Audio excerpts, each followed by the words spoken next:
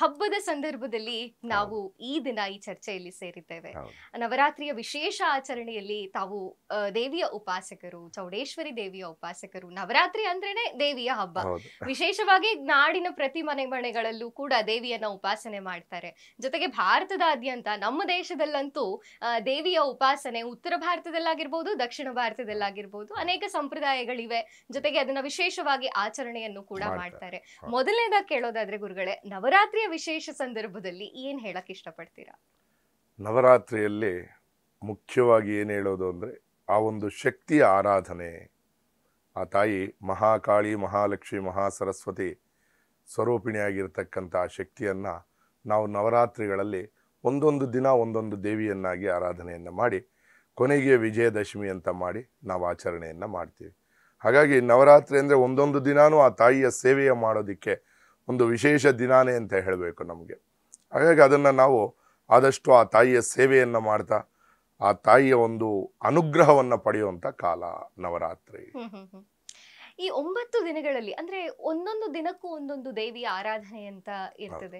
ಆ ದೇವಿಯ ಆರಾಧನೆಯನ್ನ ಮಾಡಿ ಕಡೆಯ ದಿನ ಅದನ್ನ ಹೇಗೆ ನಾವು ಅಂದ್ರೆ ಸಮರ್ಪಣೆ ಮಾಡ್ಬೇಕಾ, ಅಥವಾ ಕಡೆಯ ದಿನ ವಿಶೇಷವಾಗಿ ಏನಾದ್ರು ಆಚರಣೆ ಮಾಡ್ಬೇಕಾ? ಯಾಕಂದ್ರೆ ಸಿದ್ಧಿದಾತ್ರಿ ದೇವಿ ಆಚರಣೆ 9ನೇ ದಿನದಲ್ಲಿ ಆದ್ಮೇಲೆ ಕಡೆಯ ದಿನ ಹೇಗಿರ್ಬೇಕು ನಮ್ಮ ಆಚರಣೆಗಳು?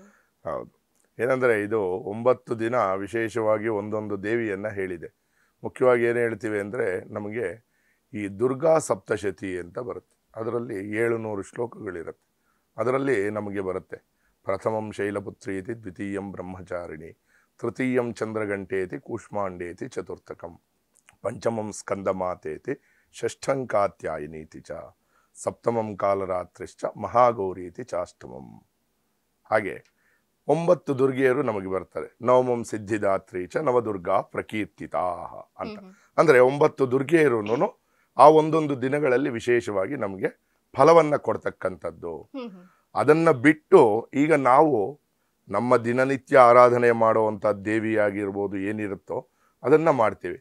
ನವರಾತ್ರಿ ಸಂದರ್ಭದಲ್ಲಿ ವಿಶೇಷವಾಗಿ ಮೊದಲನೇ ದಿನಾನೇ ನಾವು ಈ ಬೊಂಬೆಗಳನ್ನ, ಪಟ್ಟದ ಬೊಂಬೆಗಳನ್ನ ಎಲ್ಲ ಕೂಡಿಸಿ ಒಂದು ಕಲಶವನ್ನು ಇಟ್ಟು ದೇವಿಯನ್ನ ಅದರಲ್ಲಿ ಆವಾಹನೆ ಮಾಡಿ ಪೂಜೆಯನ್ನು ಮಾಡುವಂಥ ಒಂದು ಪದ್ಧತಿನೂ ನಮ್ಮಲ್ಲಿ ಮಾಡ್ಕೊಂಡ್ಬಂದಿದ್ದಾರೆ ಮೊದಲಿಂದ. ಅದು ಬಿಟ್ಟು ಈಗ ಒಂದು ವಿಶೇಷವಾಗಿ ಒಂದು ಶ್ಲೋಕದ ರೂಪದಲ್ಲಿ ಹೇಳಿರುವಂತೆ ಒಂದೊಂದು ದಿನ ಒಂದೊಂದು ದೇವಿಯ ವಿಶೇಷ ಆರಾಧನೆ ಮಾಡೋದ್ರಿಂದ ಸಹ ನಮಗೆ ಒಂದು ಒಳ್ಳೆಯ ಫಲ ಆ ತಾಯಿ ಕೊಡ್ತಾಳೆ ಅನ್ನೋ ಒಂದು ವಿಶೇಷ ಕಾರ್ಯಕ್ರಮಗಳು ಈ 9 ದಿನ 9 ದೇವಿಯರನ್ನು ಆರಾಧನೆ ಮಾಡಿ 10ನೇ ದಿನ ವಿಶೇಷವಾಗಿ ನಾವು ಮತ್ತೆ ಎಲ್ಲರಿಗೂ ಸೇರಿಸಿ ಮಹಾಕಾಳಿ, ಮಹಾಲಕ್ಷ್ಮಿ, ಮಹಾಸರಸ್ವತಿ ಈ 3 ಸ್ವರೂಪಿಣಿಯರಿಗೂ ಮಾಡಿ ನಾವು ಆ ಪೂಜಾ ಕಾರ್ಯಕ್ರಮವನ್ನ ಒಂದು ವಿಜಯೋತ್ಸಾಹದಲ್ಲಿ ಮಾಡಿ ಮುಗಿಸುವಂತ ಕಾರ್ಯಕ್ರಮ ವಿಜಯದಶಮಿ ಅನ್ನುವಂಥದ್ದು. ಇನ್ನು ಈ 9 ದಿನಗಳಲ್ಲಿ ನನ್ನ ಪ್ರಶ್ನೆ, ಇದು ವೈಯಕ್ತಿಕವಾದಂತಹ ಪ್ರಶ್ನೆ, 3 ದಿನ ದುರ್ಗೆಯನ್ನ, 3 ದಿನ ಲಕ್ಷ್ಮಿಯನ್ನ, 3 ದಿನ ಸರಸ್ವತಿಯನ್ನ ಹೀಗೆ ಪೂಜೆ ಮಾಡುವಂತಹ ಕ್ರಮ ಇದೆಯಾ ಗುರುಗಳೇ? ಹಾಗೆಲ್ಲ ಏನಿಲ್ಲ. ಯಾಕಂದ್ರೆ ನಾವು 3 ದಿನ ಮಾತ್ರ ಮಾಡುವಂಥದ್ದೇನು ಇರೋದಿಲ್ಲ. ಯಾಕಂದ್ರೆ ಅವರೊಂದು ದಿನನಿತ್ಯ ಆರಾಧನೆ ಮಾಡ್ಬೇಕು ನಾವು. ಅಂದ್ರೆ ಈ ನವರಾತ್ರಿಯ 9 ದಿನಗಳಲ್ಲಿ ಆಯಾ ದೇವತೆಗಳಿಗೆ ಆಯಾ 3 ದಿನ ಸಮರ್ಪಿತವಾಗಿರುತ್ತಾ ಹೇಗೆ? ಹಾಗಿಲ್ಲ. ಅಂದ್ರೆ ಅದು ಮಹಾಕಾಳಿ, ಮಹಾಲಕ್ಷ್ಮಿ, ಮಹಾಸರಸ್ವತಿ ಅಂತ ತಗೊಂಡು ಅದನ್ನ ನಾವು ಅವರು 3 ದಿನ ಅದಕ್ಕೆ 3 ದಿನ ಇನ್ನೊಂದು 3 ದಿನ ಇನ್ನೊಂದು 3 ದಿನ ಅಂತ. ಬಟ್ ಏನಂದ್ರೆ ನಾನು ಹೇಳೋದೇನಂದ್ರೆ ದಿನನಿತ್ಯ 3 ದೇವಿಯನ್ನು ಆರಾಧನೆ ಮಾಡ್ಬೇಕು ನೀವು. 3 ದಿನ ಮಹಾಕಾಳಿನ ಮಾಡಿ, ಆಮೇಲೆ ಮಹಾಲಕ್ಷ್ಮಿನ ಮಾಡಿ, ಮತ್ತೆ ಮಹಾಸರಸ್ವತಿಯನ್ನು ಮಾಡೋದಕ್ಕಿಂತ 3 ದಿನಾನೂ ನೀವು ಪೂಜೆ ಮಾಡುವಾಗ ಮಹಾಕಾಳಿ, ಮಹಾಲಕ್ಷ್ಮಿ, ಮಹಾಸರಸ್ವತಿ 3 ದೇವಿಯರನ್ನು ಆರಾಧನೆ ಮಾಡಿ. ಯಾಕಂದ್ರೆ ನಮಗೆ ಮಹಾಕಾಳಿ ಶಕ್ತಿ ಸ್ವರೂಪಿಣಿ ಬೇಕು, ಮಹಾಲಕ್ಷ್ಮಿ ಲಕ್ಷ್ಮೀ ಸ್ವರೂಪ ಬೇಕು, ಮಹಾಸರಸ್ವತಿ ಜ್ಞಾನ ಬುದ್ಧಿ ಬೇಕು. 3 ದಿನ ಈ ಅಮ್ಮ, 3 ದಿನ ಆ ಅಮ್ಮ, 3 ದಿನ ಇನ್ನೊಂದು. ಯಾಕೆ ಒಟ್ಟಿಗೆ ಮಾಡಿ ಎಲ್ರೂ ನಮ್ಗೆ ಸಿದ್ಧಿಯನ್ನ ಕೊಡ್ಲಿ, ಒಳ್ಳೇದು ಮಾಡ್ಲಿ. ಮತ್ತೆ ಈ ಸಲ ವಿಶೇಷವಾಗಿ ದಸರಾ 60 ವರ್ಷಗಳ ನಂತರ 11 ದಿನದ ಆಚರಣೆ ಇದೆ. ಏನ್ ಗುರುಗಳೇ ಇದು 11 ದಿನದ ಆಚರಣೆ? ಅಂದ್ರೆ ನಮ್ಗೆ ವಿಶೇಷವಾಗಿ ಏನಾಗುತ್ತೆ, ಈ ಒಂದು ದಿನಗಳು ತಿಥಿಗಳು ಅಂತ ನಾವು ತಗೊಳ್ತೀವಿ. ಪಾಡ್ಯದಿಂದ ಹುಣ್ಣಿಮೆಯವರೆಗೂ ಕೃಷ್ಣ ಪಕ್ಷದ 15 ದಿನಗಳನ್ನ ನಾವು ತಿಥಿಗಳಾಗಿ ತಗೊಂಡಾಗ ಏನಾಗುತ್ತೆ, ನಮ್ಗೆ ಆ ತಿಥಿಗಳು ಒಂದೊಂದು ಸಲ ಸ್ವಲ್ಪ ಬೇಗ ಮುಗಿದೋಗಿ ಒಂದೊಂದು ದಿನ ಇರೋದಿಲ್ಲ, ಕ್ಷಯ ಆಗುತ್ತೆ, ಒಂದೊಂದು ದಿನ ವೃದ್ಧಿ ಆಗುತ್ತೆ. ಈ ರೀತಿಯಾಗಿ ನಡ್ಕೊಂಡು ಬಂದಾಗ ಈ 60 ವರ್ಷಗಳಾದ ನಂತರ ಈ ಸಲ ನಮಗೆ ವಿಶೇಷವಾಗಿ ವಿಶ್ವಾವಸುನಾಮ ಸಂವತ್ಸರದಲ್ಲಿ ಈ ಶರನ್ನವರಾತ್ರಿ ಮಹೋತ್ಸವ ಏನಿದೆ 11 ದಿನಗಳ ಕಾಲ. ಆ ಪಂಚಮಿ ಮಧ್ಯದಲ್ಲಿ ಪಂಚಮಿ ಅನ್ನೋ ಒಂದು ತಿಥಿ, ಇನ್ನೊಂದು ದಿನ ಮಾರನೇ ದಿನಾನೂ ಇದೆ.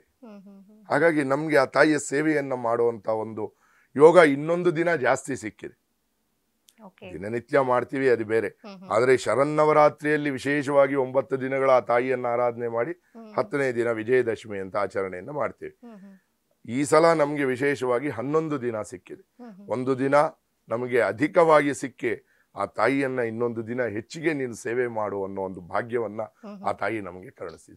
ಎಸ್ ಖಂಡಿತ ಗುರುಗಳೇ. ಇನ್ನು ತಾವು ಹೇಳ್ತಿದ್ರಿ ಶರಣ್ ನವರಾತ್ರಿ ಅಂತ ಹೇಳಿ, ಭಾರತದಲ್ಲಿ ಅನೇಕ ನವರಾತ್ರಿಗಳನ್ನ ಆಚರಣೆ ಮಾಡ್ತಾರೆ, ಆದ್ರೆ ಈ ಮಾಸದಲ್ಲಿ ಬರುವಂತಹ ಈ ನವರಾತ್ರಿಯೇ ಬಹಳ ವಿಶೇಷ. ಎಲ್ಲಾ ಕಡೆನೂ ಆಚರಣೆ ಮಾಡುವಂತಹ ಪದ್ಧತಿ ಇದೆ, ವಿಶೇಷವಾಗಿ ದೇವಿ ಆರಾಧನೆ. ಯಾಕೆ ಇದೇ ನವರಾತ್ರಿ ಯಾಕೆ ಅಷ್ಟು ಸ್ಪೆಷಲ್ ಅನ್ನೋದು? ಅಂದ್ರೆ ನಾವು ಇದು ಮಾಸಗಳು ನಮ್ಮ ಒಂದು ಹಿಂದೂ ಕ್ಯಾಲೆಂಡರ್ ಪ್ರಕಾರ ನಾವು ತಗೊಂಡ್ರೆ ಮಾಸಗಳಿರುತ್ತೆ. ಅದರಲ್ಲಿ ಈಗ ಶರದ್ ಋತು, ಆಶ್ವೀಜ ಮಾಸ ಅಂತ ಹೇಳ್ತೀವಿ. ಈ ಮಾಸದಲ್ಲಿ ಈ ಒಂದು ಪಾಡ್ಯದಿಂದ ಈ 10 ದಿನ ಏನಿರುತ್ತೆ ಆ ತಾಯಿಗೆ ವಿಶೇಷವಾದ ದಿನಗಳು. ಯಾಕಂದ್ರೆ ಆ ತಾಯಿ ನಮ್ಗೆ ಮೊದಲೇ ಈ ದುರ್ಗಾ ಸಪ್ತಶತಿಯಲ್ಲೆಲ್ಲ ಹೇಳಿದಾಳೆ, ವಿಶೇಷವಾಗಿ ಈ ದಿನಗಳು ಏನಿರುತ್ತೆ ಈ 10 ದಿನಗಳು ನನಗೆ ವಿಶೇಷವಾದ ದಿನಗಳು. ಈ ದಿನಗಳಲ್ಲಿ ನನ್ನ ಒಂದು ಆರಾಧನೆಯನ್ನ ಮಾಡೋದಾಗ್ಲಿ ಅಥವಾ ನನ್ನ ಒಂದು ಶ್ಲೋಕಗಳನ್ನ ಉಚ್ಚಾರಣೆ ಮಾಡೋದಾಗ್ಲಿ ಕೇಳೋದಾಗ್ಲಿ ಇದನ್ನ ಮಾಡೋದರಿಂದ ನಿನಗೆ ಅತ್ಯಂತ ಫಲವನ್ನ ನಾನು ಕೊಡ್ತೇನೆ ಅನ್ನೋದನ್ನ ಆ ತಾಯಿ ಹೇಳಿದಾಳೆ ನಮಗೆ. ಹಾಗಾಗಿ ವಿಶೇಷವಾಗಿ ನಾವು ಈ ಶರದ್ ಋತುವಿನ ಆಶ್ವೀಜ ಮಾಸ ಏನಿದೆ ಅದರಲ್ಲಿ ಪಾಡ್ಯದಿಂದ ನವಮಿಯವರೆಗೂ ನವರಾತ್ರಿ, 10ನೇ ದಿನ ವಿಜಯದಶಮಿಯಾಗಿ ಆಚರಣೆಯನ್ನ ಮಾಡ್ತೀವಿ.